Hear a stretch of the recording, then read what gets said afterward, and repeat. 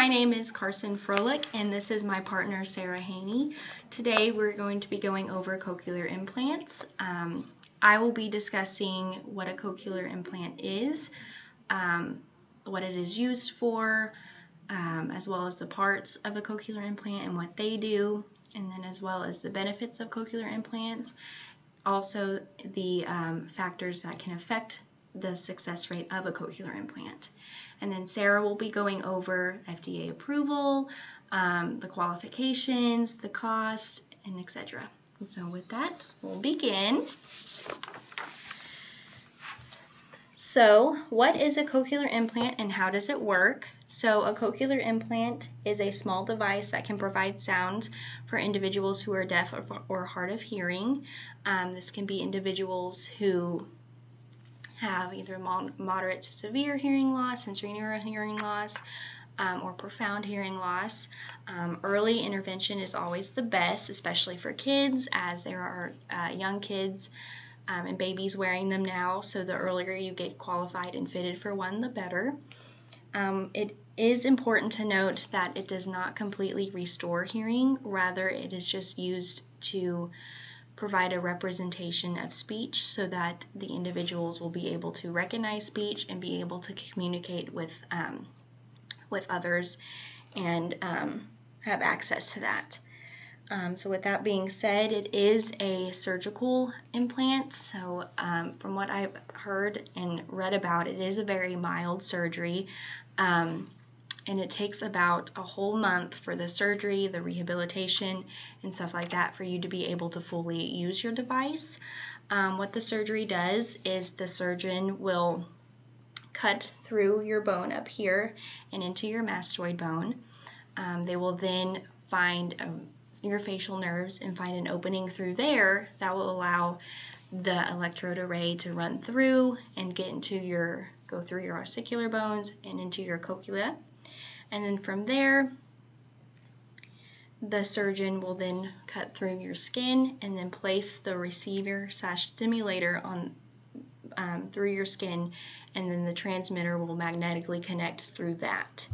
So we can see right here a little bit. You can see the man in his ear. Something sits behind his ear, and then you have your transmitter right up here that will magnetically connects. And then you see here your cochlea and how it runs through. And then we'll have a better representation on the next page. So we can see right here a man wearing a cochlear implant. You can see that the microphone and then the speech processor are what hook to the back of your ear and are then connected to your transmitter that again connects magnetically to your receiver and stimulator. The microphone is responsible for picking up sounds, and so that's like right here. And then it then sends it to your speech processor on the back of your ear. And then from there, the sounds will get transmitted to your transmitter that connects magnetically through here. Internally, we can see the transmitter right here and how it connects. And then we have your receiver/stimulator right here. And then from the sounds that are transmitted to the transmitter will then send these sounds through your skull into the receiver and the stimulator. From there, we can see that the stimulator runs through here, and the stimulator then changes those sounds to electrical impulses and runs them through your articular bones, your stapes, your malleus, your stapes, and your incus right here. And then you get to your electrode array, which runs through your cochlea right here. And here's a better view. You can see right here, it just runs directly through there. And then that is how the individuals are able to have access to sounds and how the sounds are transmitted and how they run through the cochlea and how they are able to communicate with others using a cochlear implant. So we then get to what are the benefits of a cochlear implant. We see that the cochlear implants are mostly for people who do not have any benefit from hearing aids. This is because that hearing aids mostly amplify sounds. So usually individuals who do have hearing aids are able to hear all sounds in an environment rather than just sounds that they choose to hear. So it is really hard to have a conversation with hearing aids, and really hard, like that one-on-one conversation. So we even see that people who have cochlear implants have an 80% sentence understanding versus those who wear hearing aids only have a 10% chance of understanding sentences, and this is because of the amplification that the hearing aids do, and now they do not provide mostly just one-on-one conversation. Also, people who with cochlear implants are able to talk on the phone. Cochlear implants now have a variety of different devices that you're able to use with them. There is a device that you were able to connect straight to your phone, and from there the device will pick up the sounds from the phone and send them directly into your transmitter, which will then again begin the process going to your cochlear implant. So they're able to do everyday tasks like that, like talk on the phone. It's become very beneficial for them in that way, whereas people who have hearing aids can't typically talk on the phone. They are also able to hear sounds that they were once inaudible to them. Excuse me. I know of a woman who completely lost her hearing in her 30s, and this kind of again coincides with early intervention. She lost her hearing just by freak accident, and caught it and was fitted and qualified early on for her hearing aids. But she had to retrain herself when she was fitted with her cochlear implants and was able to use them. She had to retrain herself with sounds that she had gotten used to not hearing. So people who go their whole lives without cochlear implants are able to learn new sounds that they once were not able to hear. So it's a very interesting process that they continue learning new sounds and have access to all that, and cochlear implants are very beneficial for that. Again, they are able to hear alarms in emergency vehicles. The alarms, again, go with that device they are able to use with their cell phones. It goes straight to their through their transmitter, and are able to hear the alarms in emergency vehicles. Cochlear implants are able to get that sound, and they are able to hear. And they are also able to listen to music, which again comes from that device from their cell phone that goes straight to their transmitter and to their cochlear implant. So as you can see, they have a variety of benefits that cochlear implants have, and it's become very beneficial for people, and they are able to live their everyday lives just like normal people who are able to fully hear. And then lastly, some factors that can impact the benefits of a cochlear implant. As we know, cochlear implants do have a very high success rate. However, there are some implications that can cause it to not be so successful, and here are some. It depends how long the person has had hearing loss before receiving their implant is a major implication that can cause it to not be so successful. This kind of goes again for early intervention. Babies who get fitted and qualify for their hearing aids early have a better chance than those who have gone their whole life with hearing loss before they were able to get fitted, just because of that early intervention.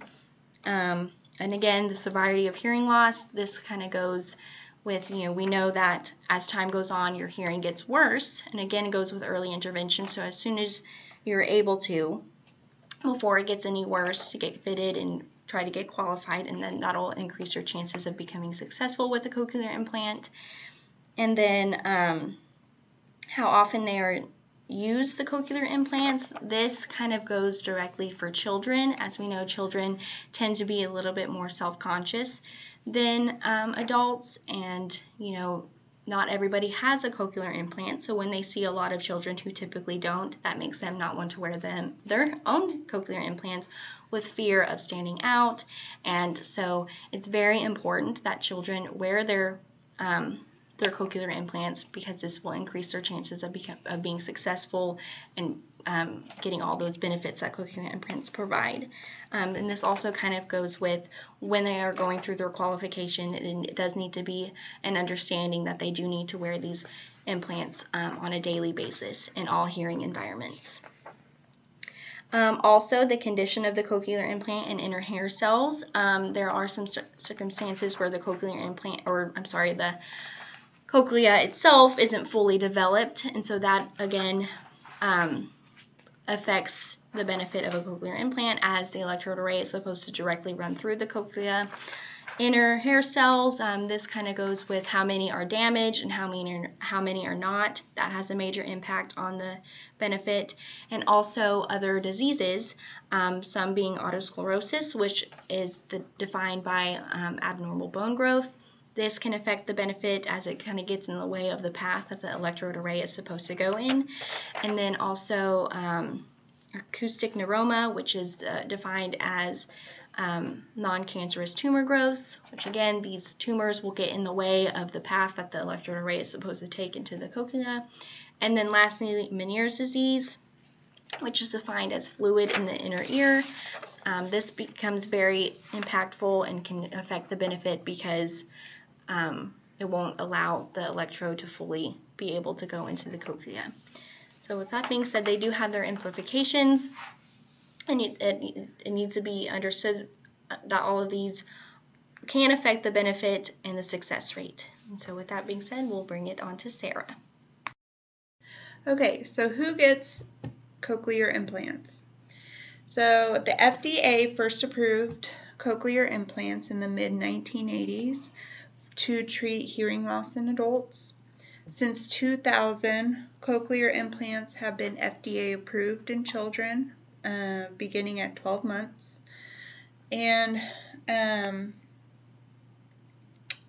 some adults who have lost all or most of their hearing later in life can also benefit from cochlear implants. And for young children who are deaf or severely hard of hearing, using an implant while they are young exposes them to sounds during an optimal period to develop speech and language skills. So just as Carson was saying, it's very important for children to wear their implants as often as they can. Pretty much whenever they are awake, they need to be wearing their implants. Research has shown that when children receive a cochlear implant followed by intensive therapy, before they are 18 months, they are able to develop language skills at a rate comparable to children with normal hearing and succeed in the mainstream classrooms. As of December 2012, approximately 324,000 registered devices have been implanted worldwide. In the United States, roughly 58,000 devices have been implanted in adults and 38,000 have been implanted in children. And as I said, this was in 2012, so that number has grown exponentially.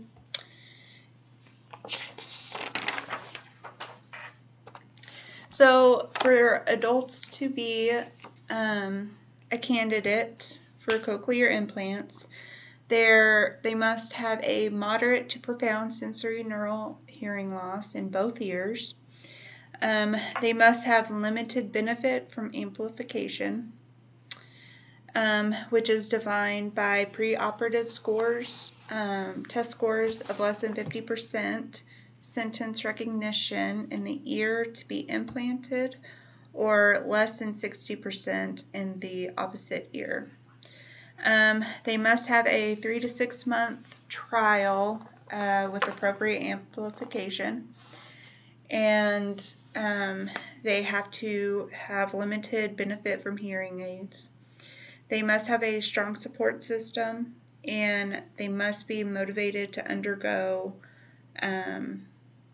rehab program. They must have realistic expectations, because just as Carson says, it is not going to restore their hearing, so they need to be aware of the limitations of the devices. Adults with prelingual hearing loss have poorer prognosis for success due to the duration of auditory deprivation. They must have no other medical problems that would make surgery risky, and they will have the most success if they started to talk before they lost their hearing.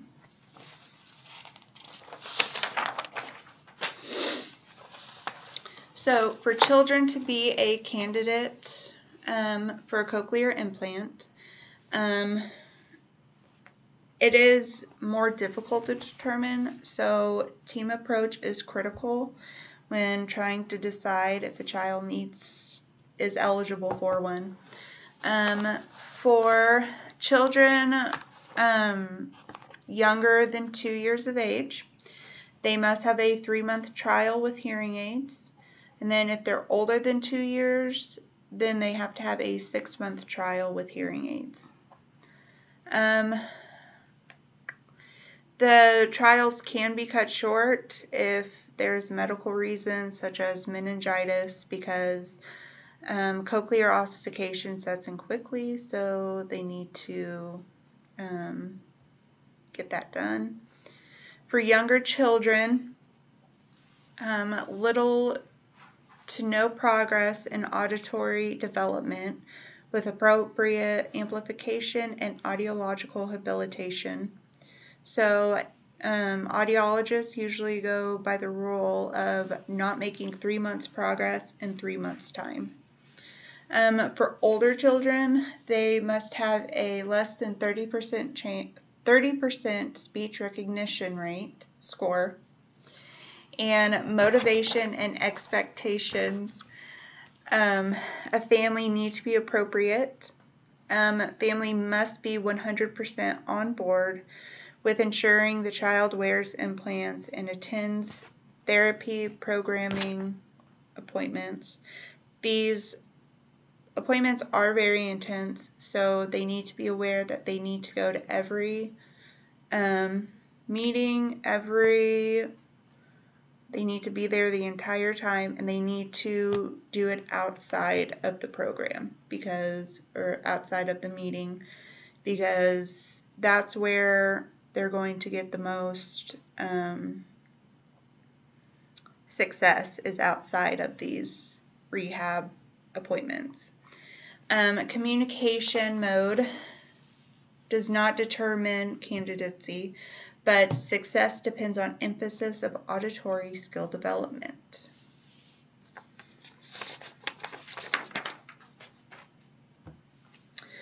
What is the cost and availability of cochlear implants? So the average cost for a cochlear implant is reported to run from $50,000 to $100,000 or more.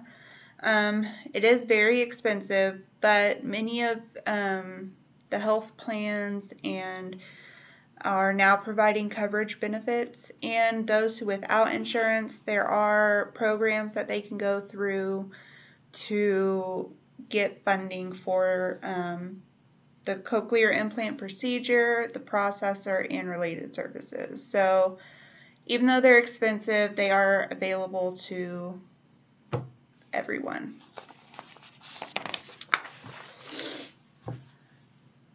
So there are currently 3 FDA-approved cochlear implant systems available today in the United States. The first that I'm going to talk about is the Nucleus Cochlear. The Nucleus 22-channel cochlear implant was the first cochlear implant to receive FDA approval for use in adults and children, and has been used in more adults than any other cochlear implant system worldwide. The next device is the Clarion Cochlear. This device was approved by the FDA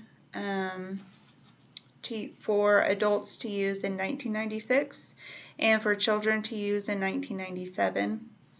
The Clarion is the only cochlear implant system capable of simultaneous stimulation of multiple electrodes within the cochlea.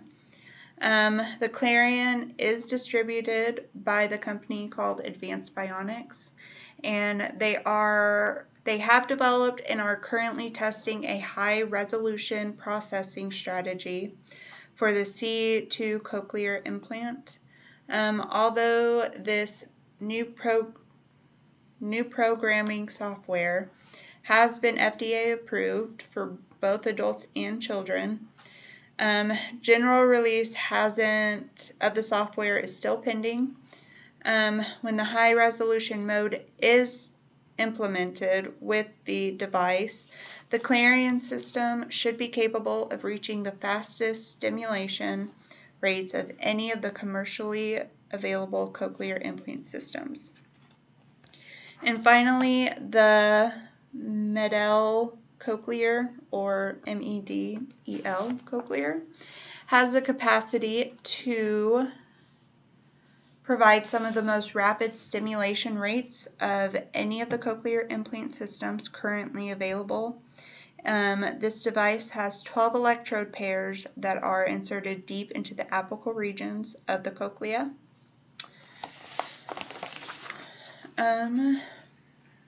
Finally, what does the future hold for cochlear implants?